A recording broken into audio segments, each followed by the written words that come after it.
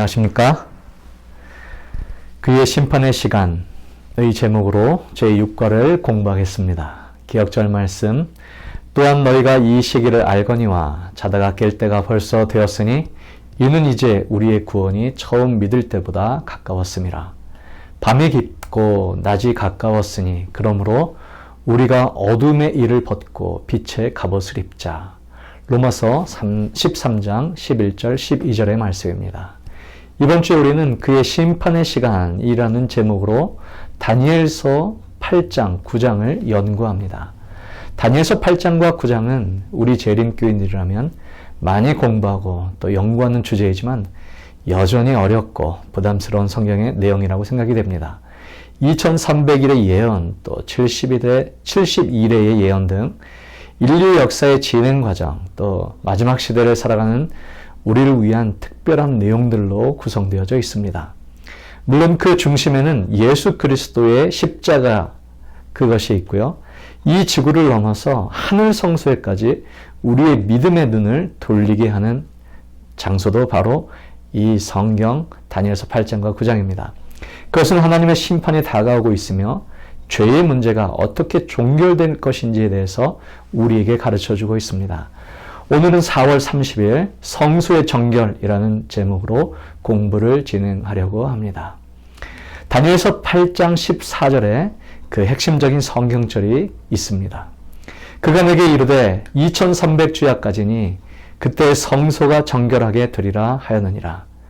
선지자 이사야의 설교가 예루살렘에서 그친 지 100년이 조금 넘었을 때입니다. 오랫동안 예루살렘을 위협해온 아수르 군대를 바벨론이라는 나라가 정복하고 그 바벨론 군대가 이제는 이스라엘을 침략해 왔습니다. 그들은 예루살렘을 포위하고 그것을 멸망시켰습니다. 그리고 바벨론 군대는 10,000명의 히브리인들을 끌고 약 1000km 이상 되는 거리 사막의 길을 건너 유배지로 그들을 끌고 갔습니다. 영광스러운 솔로몬의 성전은 산산조각 불탔고 또 오직 그 땅엔 비천한 자들만이 남게 되었다고 열왕기하 25장에는 기록되어 있습니다. 유다왕 시드기야는 포위당한 도시를 탈출하려다가 잡혀 쇠사슬에 묶여 바벨론 군사들에게 질질 끌려왔습니다. 그 유대의 왕은 눈이 뽑혔고 그가 마지막으로 본 장면은 자기 아들들이 무참히 살해당하는 장면이었습니다. 그리고 그는 장님이 되어 자신의 무덤이 될 바벨론 땅으로 끌려갔습니다. 그때 한 히브리 시인은 이 기억을 이렇게 노래했습니다. 슬프다 이 성이여 전에는 사람이 많이 있더니 이제는 어찌 그리 적막하게 앉았는고 전에는 열국 중에 큰 자더니 이제는 과부가 되었고 전에는 열방 중에 공주 같은 자가 이제는 강제 노동을 하는 자가 되었도다. 예레미야에 의해 지어진 이 시는 참으로 참혹한 장면을 우리로 상상하게 합니다. 강간당하고 모독을 당하며 기근의 인간성은 완전히 사라졌고 심지어는 어머니가 자기 아들을 끓여서 저녁 밥상에 올려야 할 정도였습니다. 백성들은 분노에 찼고 제사장들을 살해했고 그것은 하나님에 대한 존경심이 완전히 상실된 모습이었습니다. 성전은 완전히 파괴되었고 이방인들의 발에 짓밟히게 되었습니다. 하나님의 이름도 그렇게 실추되었죠. 이방인들은 성전의 기명들을 전리품으로 여겨 수레에 싣고 바벨론으로 옮겨갔습니다. 인간의 육체와 영혼에 국가와 민족에 일어날 수 있는 가장 최악의 장면이 바로 이곳에 있었습니다. 한때는 제사장 나라요 거룩한 백성이었던 이스라엘은 그렇게 역사에서 사라지는 듯 보였습니다. 바벨론에 도착한 이스라엘 백성들은 자신들의 실패한 종교와 대조되는 그곳의 성공한 종교를 모습을 보았습니다. 산산조각 나고 폐허가 된 성전을 보고 떠나왔는데 바벨론의 더욱 화려한 신전의 모습이 그들의 눈에 들어오는 것입니다. 근사한 군인들이 거리를 지나다니고 강력한 군대의 모습에 그들은 기가 죽습니다. 자신의 나라가 시시해 보였고 그들의 수호신이었던 여호와의 모습은 설 자리가 없습니다. 바벨론의 마르둑이 이스라엘의 여호와를 이긴 현장을 그들은 보고 절망하고 있는 것이었습니다. 그들은 바벨론의 강변가에 앉아 시온을 기억하며 울었습니다. 그때 유다에 남아 있었던 예레미야는 유배지에 있는 이스라엘 백성들에게 편지를 보냈습니다. 그 편지 장면이 바로 예레미야 29장입니다. 그 내용은 이렇습니다. 패배를 인정하고 책임감 있게 그곳에서 살라고요. 그 고통의 시간을 잘 견뎌내라고요. 그곳에서 집도 짓고 정원도 가꾸고 결혼도 하고 자식도 낳고 잘 살아야 한다라고 편지합니다. 그리고 바벨론의 온전함을 위해서 기도하고 그곳을 발전시키기 위해서 최선을 다하라고 말합니다. 이제 조국은 잊고 그곳에서 정착하여 새로운 삶을 살라고 권면합니다.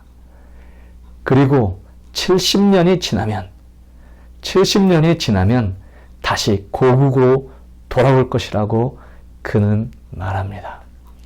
그 약속의 70년이 지나면 성전이 회복될 것이라고 말해주고 있습니다. 예레미야 29장 10절의 말씀입니다. 여호와께서 이와 같이 말씀하시니라. 바벨론에서 70년이 차면 내가 너희를 돌보고 나의 선한 말을 너희에게 성취하여 너희를 이곳으로 돌아오게 하리라. 여호와의 말씀이니라. 너희를 향한 나의 생각을 내가 아나니 평안이요 재앙이 아니라 너희에게 미래와 희망을 주는 것이니라. 예레미야는 이 70년의 시간이 차면 이스라엘이 다시 예루살렘으로 돌아올 것이라고 편지합니다. 그것은 하나님의 약속이었습니다. 70년의 포로 생활, 긴 시간이 아닙니까?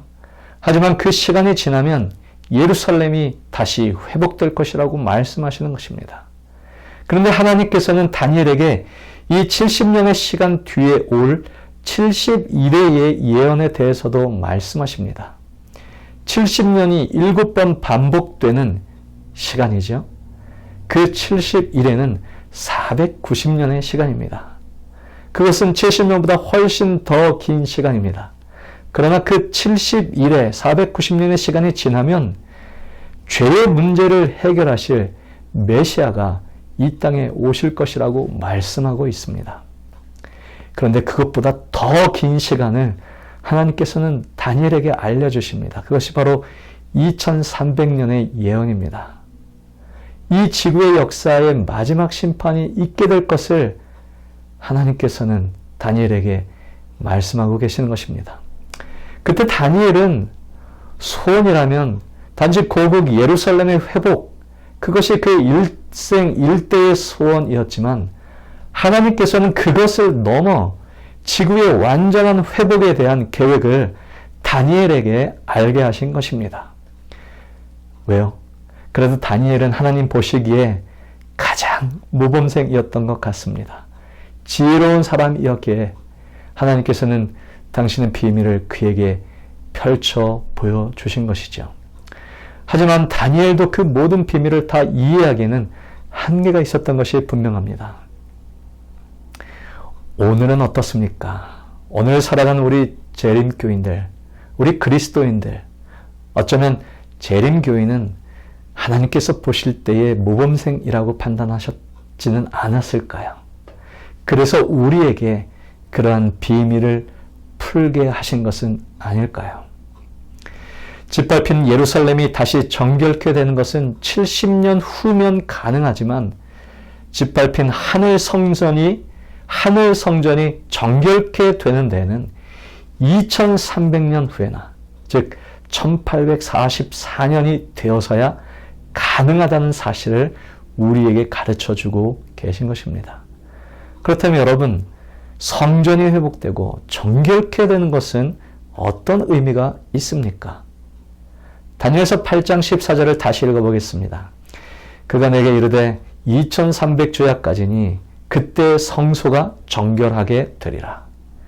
정결하게 되다라는 이 히브리어 니츠다크라는 말은 세 가지의 의미를 담고 있습니다. 첫째는 restore, 회복시키다 라는 의미입니다. 무엇을 회복시킬 것인가?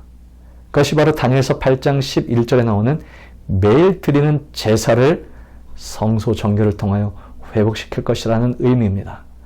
두 번째는 clean입니다. 깨끗하게 하다. 무엇을요? 다니엘서 8장 12절에 나오는 죄악, 범죄함, transgression입니다. 그것을 깨끗하게 하는 때가 올 것이다 라는 말씀이죠.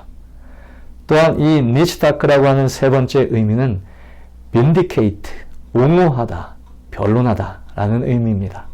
무엇을요?